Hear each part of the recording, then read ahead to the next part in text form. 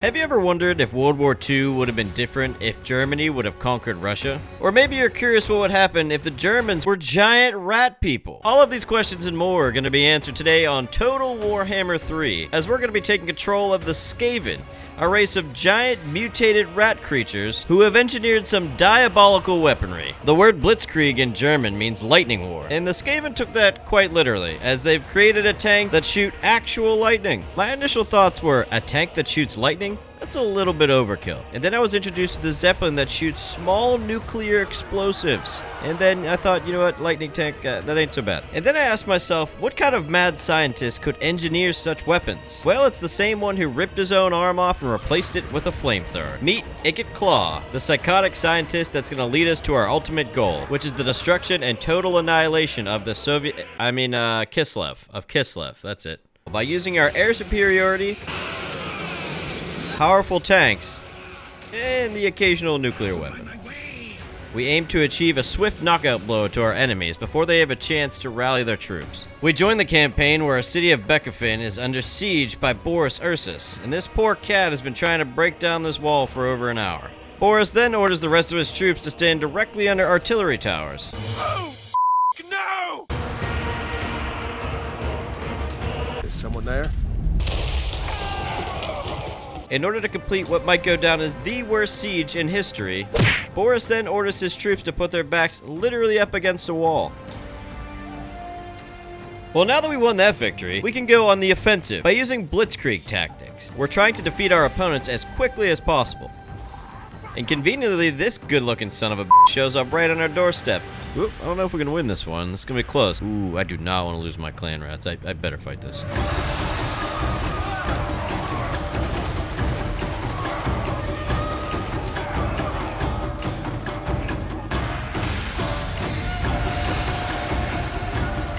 Listen, I don't want to tell you guys how to wage war, but bow and arrow might not be the right choice here.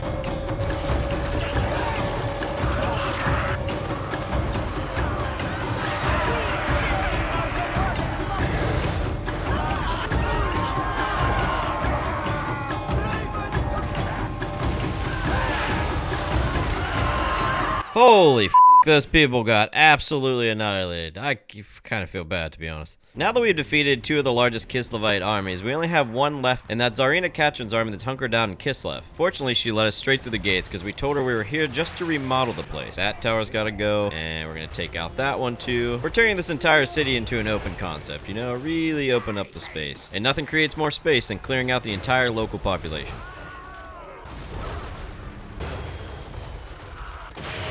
After we finish our spring cleaning, we can now push forward to the great Orthodoxy's capital city, Arrad, so we can make this man who looks like a hobo into an actual hobo.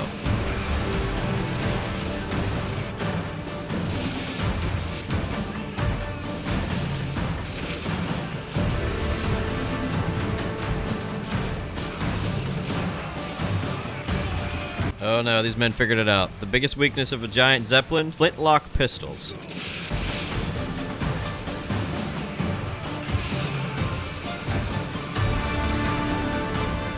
Now that we've conquered Arrad, we move north and conquer the undefended castle Alexandrinov, and this gives us a well-established foothold on the western half of Kislev. Back to the east, north of the city of Kislev itself, Old Man Ursus is back. And thanks to some fancy tactical maneuvers, we were absolutely annihilated and we lost. Fortunately, what I lack in tactical genius, our armies can make up for in sheer numbers. Half of our army survived as they ran away, and we just ended up winning the next turn anyway. On the western front, we pushed forward to the Tower of Crack faster than Tyrone Bigham's. And much like the Battle of the Long Night, these defenders decided to sit outside the walls of their city, which from a tactical standpoint, most military historians would consider dope as hell.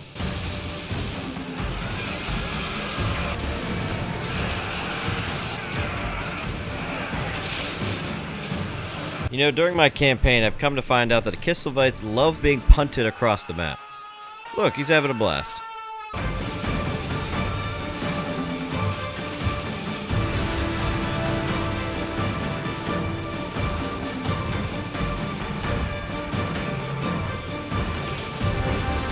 Seriously, how the hell is this man still alive? Jesus Christ, that's Jason Bourne.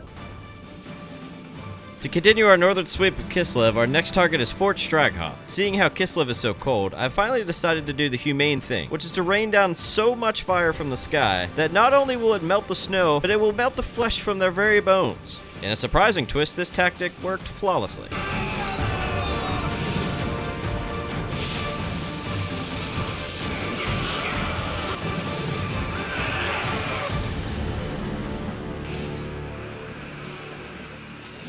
Now that we've enveloped the western front of Kislev, we're going to focus on the cursed city of Prague in order to create a pincer movement and divide the kingdom of Kislev in half. In order to do that, we need to raise a second army. The leader, Rommel the Rat, and his specialty is tanks. You probably never would have guessed that. The best units that their garrison has to offer are the Griffin Legion, an elite force of winged lancers with a devastating charge. And in order to continue our humanitarian efforts, we brought them a gift, a tactical nuke.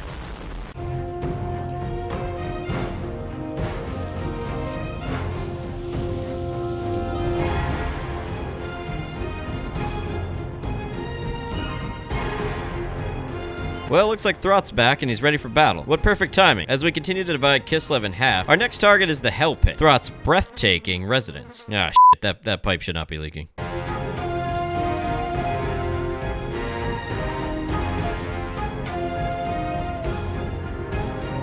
really can't tell if these guys are brave or stupid. Do they not realize they're being shot at?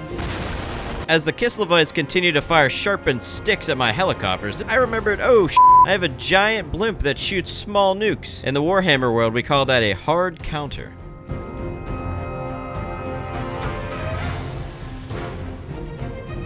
Now that our air support has cleared the way a little bit, we let Throt run around and have a little bit of fun. Ah, look how happy he is.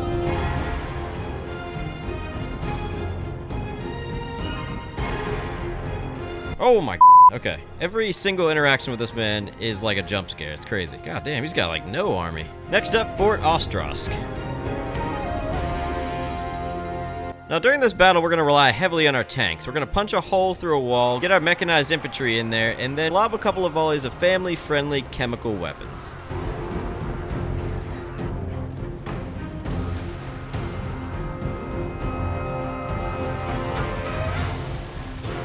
These men got so tired of the barrages of chemical weapons that they decided to phase into another dimension.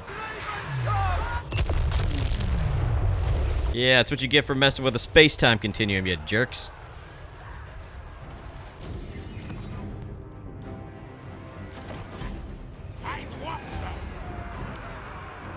Man, these guys are getting so desperate they're sending old, feeble women to fight their battles for them.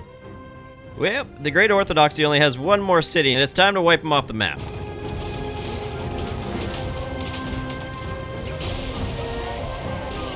Oh, right, yeah, I forgot we had Gorich. Gorich is also a part of this army. Yeah, you know, eventually we're going to hit some of their units too, but it's fine. I don't know what the hell just happened to that guy. He just bounced off of an invisible wall or something. That was crazy.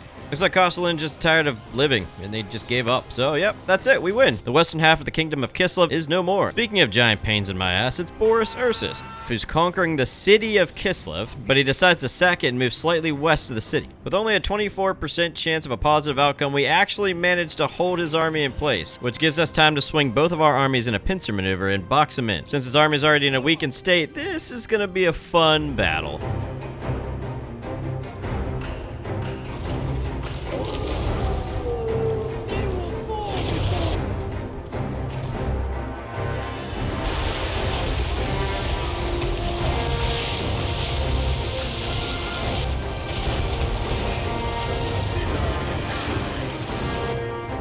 Luckily, we found out beforehand that the Fiend is allergic to nuclear armaments.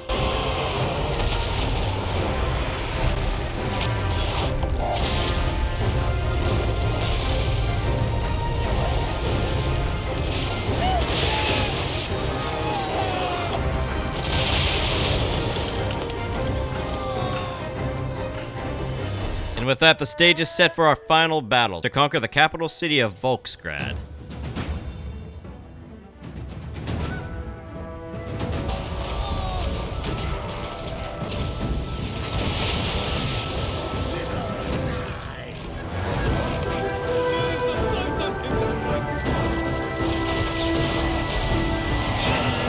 This This is what I like to call a pro gamer move. We're gonna group everybody up around our clan rats and then just drop a little care package.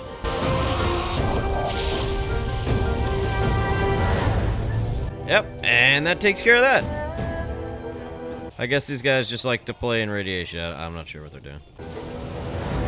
It wouldn't be a true Skaven battle unless we kill at least a couple of hundreds, maybe a couple thousand of our own clan rats.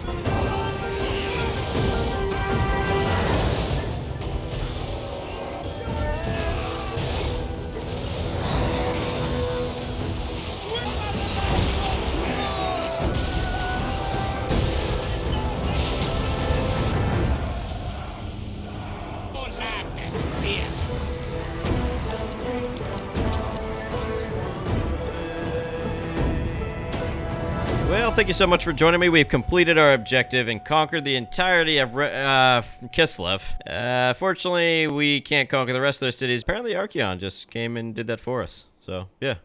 Thank you guys for watching. If you did enjoy the video, please feel free to leave a like and subscribe. I'll see you on the next video.